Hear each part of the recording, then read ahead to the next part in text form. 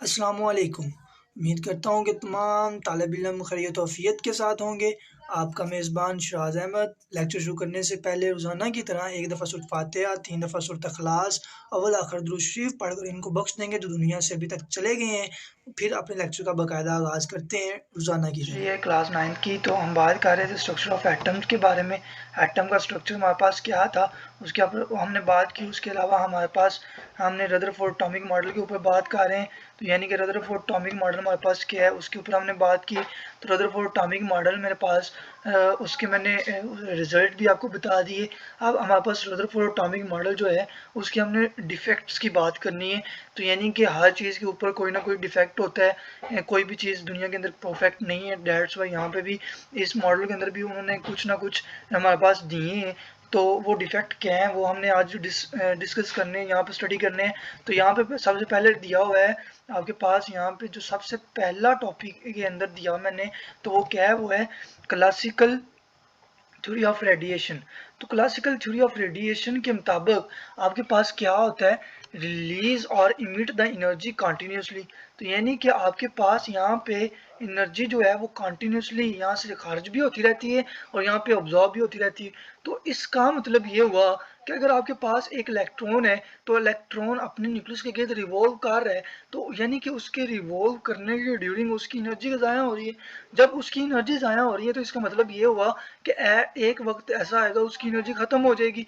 जब उसकी एनर्जी ख़त्म हो जाएगी तो इसका मतलब ये है कि आपके पास उसे फॉल कर देना चाहिए न्यूक्लियस के अंदर। उसको चाहिए ये कि वो न्यूक्लियस के अंदर गिर जाए। यानी कि क्लासिकल थ्योरी ऑफ रेडिएशन के मुताबिक ये था कि आपके पास जो एटम है वो एटम क्या है, वो आपके पास एटम आपके पास उसके अंदर फॉल कर जाता है। यानी कि एटम के अंदर इलेक्ट्रॉन को चाहिए कि इलेक्ट्रॉन न्यूक्लियस के अंदर फॉल कर जाएं, गिर जाएं, मर जाएं। यानी कि एक तो डिफेक्ट ये हुआ। अब दूसरा डिफेक्ट जो मेरे पास था वो ये है, रिलीज या अगर ये क्या करता है, कॉन्टिन्यूसली एनर्जी को रिलीज करता है, तो ये फिर इसे मतलब मुसलसल एनर्जी खारिज कर रहा है। तो एनर्जी खारिज करने से की वजह से इसे क्या चाहिए, ये क्या करे हमारे पास बनाना इसे ये चाहिए कि ये कॉन्टिन्यूस स्पेक्ट्रम बनाए। मगर ये करता क्या है, ये हमारे पास लाइन स्पेक्ट्रम देता है। तो यानी कि अगर कंटिन्यूसली एनर्जी खारिज हो रही है तो कंटिन्यूसली एनर्जी की वजह से आपको उसे कंटिन्यूस स्पेक्ट्रम देना चाहिए। अब ये स्पेक्ट्रम क्या होता है और स्पेक्ट्रम की ये दो टाइप्स हैं जो मेरे पास, लाइन और कंटिन्यूसली। तो ये आपने इंशाल्लाह FS लेवल पार्ट 1 के अंदर आप अच्छे तरीके के साथ स्टडी करेंगे कंटिन्यूसली और लाइन स्पेक्ट्रम क्या होता है। ठीक है, तो यहाँ पे अगर बात करेंगे तो ये बहुत लंबा हो जाएगा और ये एक मतलब आपके लेवल की बात भी नहीं होगी। तो यहाँ पे हमने सिर्फ दो बातें की हैं। एक तो मेरे पास ये कि क्लासिकल थ्योरी ऑफ रेडिएशन, यानी कि अगर ये क्लासिकल थ्योरी ऑफ रेडिएशन के मुताबिक देखें तो इसे चाहिए कि ये न्यूक्लियस के अंदर गिर जाए, इलेक्ट्रॉन एटम के अंदर गिर जाए और ख़त्म हो जाए, फना हो जाए। और यहाँ फिर दूसरा मैंने ये बताया कि एनर्जी को मुसलसल रिलीज करने की वजह से इसे चाहिए कि ये हमारे पास कॉन्टिन्यूस स्पेक्ट्रम दे, मगर ये हमारे पास लाइन स्पेक्ट्रम देता है। अब यहाँ से दो क्वेश्चन अराइज होते हैं, पैदा होते हैं, वो कौन कौन से।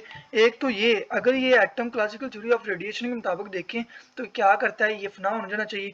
तो ये फिर वाई आर एटम स्टेबल, तो एटम ये मुझसे कम क्यों है, स्टेबल क्यों है। और दूसरा ये, Y atom give line spectrum, तो एटम लाइन स्पेक्ट्रम क्यों देते हैं। तो ये दोनों क्वेश्चन को अराइज हुए।